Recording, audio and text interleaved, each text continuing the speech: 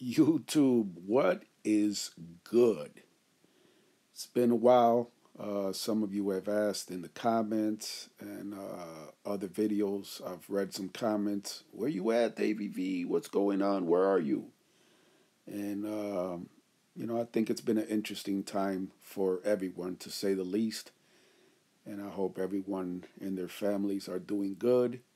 Thank you to all the real fans, all the day ones out there, and every other fan and the new subscribers. So even if you don't see me on here for a little bit, just know that I'm always working on stuff behind the scenes and working on some other projects, both for the channel and some other stuff too that I'll be talking about real soon. But just stay tuned. So listen, I want to do something here. I want you to look at this, photo I have on the screen here, right? And I want you to imagine something real quick, okay? Work with me here. Stay with me. You're coming, you're driving at 1:30 in the morning. 1:30, when frankly most people, unless they work, late shift, night shift, right? They call it. Most people are asleep, right? 1:30 in the morning. Again, keep that in mind. 1:30 in the morning. Keep that in mind. And you supposedly swerve to hit a deer. So you hit a guardrail, right?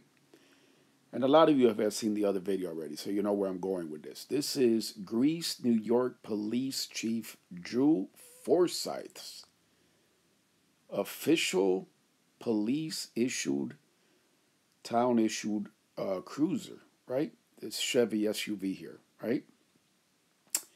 And as you can see, there's not much left of this car, right? It's actually been totaled out. It's a total loss. So the story, which again, most of you maybe by now know from the other video I posted earlier, is that he was driving at 1:30 in the morning, swerved because of a deer, and instead hit a guardrail and just ate that fucking guardrail right? Here's another view of the truck. But I want you to imagine something. You're driving and you get in an accident, you hit the guardrail like he did, right? And imagine you continue to drive for several miles.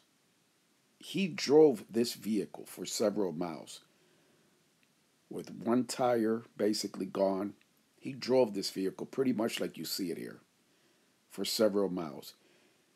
Refused to go to the hospital, right? And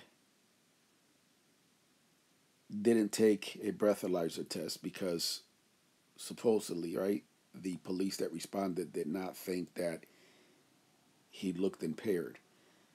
But the audio that you will hear in a minute tells a completely different story. And by the way, the case is now, for those of you that don't know about it or just learning about this, the case is now under investigation by the Monroe County, New York District Attorney's Office.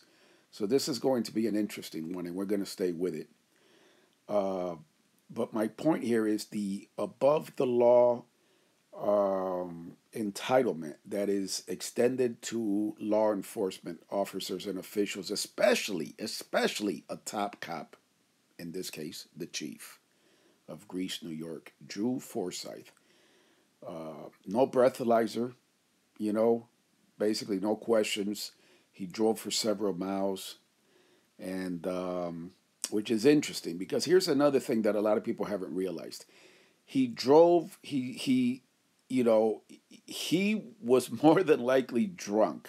Okay, make no mistake about it. But he was still smart enough to go into complete cop mode and do his best to cover this up. He drove enough to be out of the jurisdiction of the New York State Police, which the New York State Police, like most troopers, most state police around the country, their main jurisdiction is any accidents, any crimes, but especially accidents that happen on interstates, right? on the expressway. And this accident happened on 390, which for those of you that are from the Rochester area, you'll know that that's basically in Rochester, New York, it's an expressway. So he was smart enough to drive enough away from the accident on three wheels. On three wheels. This is a police chief.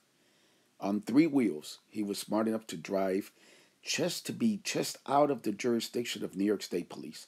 But here's where the case gets even more interesting. And we'll keep covering this, and I'll talk about it in other videos. But I'll leave you with this now. He was coming from a New York State Police function. And that makes it even more interesting because usually what happens with big cases involving corruption and misconduct with public officials and especially with police agencies is that many times the cases are turned over to the state police to investigate, right?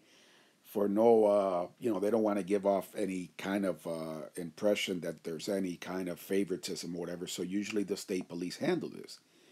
But in this case, he was coming from a state police function. In the audio that you're going to hear in a second, shows that he had a pretty good time, it seems, at that New York State Police party, basically. Because he sounds fucking drunk.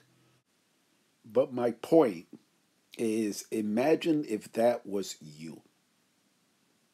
And this especially, I'm calling out and I'm talking to everyone who unequivocally is always quick to defend police, right? The police can do no harm mentality, right? Imagine if that was you. Do you really think that you would not have been subject to an interrogation, right? Multiple tests, definitely a BAC test, right? A blood alcohol content test, right? Breathalyzer. Multiple, just about every field sobriety test in the fucking book they would have thrown at you, right? You would have been stretched out in the middle of 390 performing all kind of tests, all kind of field sobriety tests, walking on a straight line, hopping on one leg, bending over, touching your toes, touching your knees, touching your nose, right? Imagine if that was you. But it wasn't, right? Imagine, clearly you would have been charged with DWI. You would be scrambling to get bail money together, right? To get a lawyer. But it wasn't you. Instead, it was a top cop of one of the most corrupt police departments in the country. That's right. We'll talk about it in another video, but the Greece, New York Police Department is one of the most corrupt police departments in the country with a long, and I'm talking about long, history of misconduct and corruption and cover-ups. That's right, cover-ups. So this one's going to be an interesting one. So stay tuned for more updates, and thank you for watching Davey V TV. Let's roll the video. With breaking news this Saturday, the district's attorney's office is investigating a crash involving the Greece police chief that totaled his department vehicle. Good evening, I'm Dan Schrack. This all happened around 1:30 Thursday morning. We're told after attending a state police function, Chief Drew Forsythe hit a guardrail while trying to avoid a deer on 390. The department also says the impact damaged his police radio and caused him to lose track of his cell phone. The chief continued driving, ending up at English and North Greece roads when his radio began working and he called in the crash. Give me English and North Greece. I hit a deer carry truck on my road. We're told the chief was not given a breathalyzer. We're told the chief was not given a breathalyzer test because impaired driving was not suspected. The department says the chief was trying to drive to police headquarters off Long Pond Road north of Latta, but was only about 2 miles from his home when he called in the crash. He was last seen headed towards English with sparks coming from the vehicle, driving without a tire on the passenger side. Give me English and North Greece.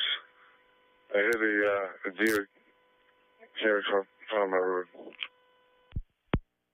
With breaking news this Saturday, the district's attorney's office is investigating a crash involving the Greece police chief that totaled his department vehicle. Good evening, I'm Dan Schrack. This all happened around 1:30 Thursday morning. We're told after attending a state police function, Chief Drew Forsythe hit a guardrail while trying to avoid a deer on 390. The department also says the impact damaged his police radio and caused him to lose track of his cell phone. The chief continued driving, ending up at English and North Greece roads when his radio began working and he called in the crash. Give me English and North Greece. I hit a deer carry truck on my road. We're told the chief was not given a breathalyzer. We're told the chief was not given a breathalyzer test because impaired driving was not suspected. The department says the chief was trying to drive to police headquarters off Long Pond Road north of Latta, but was only about 2 miles from his home when he called in the crash. He was last seen headed towards English with sparks coming from the vehicle, driving without a tire on the passenger side. Give me English and North Greece. I hit a deer carry truck on my road.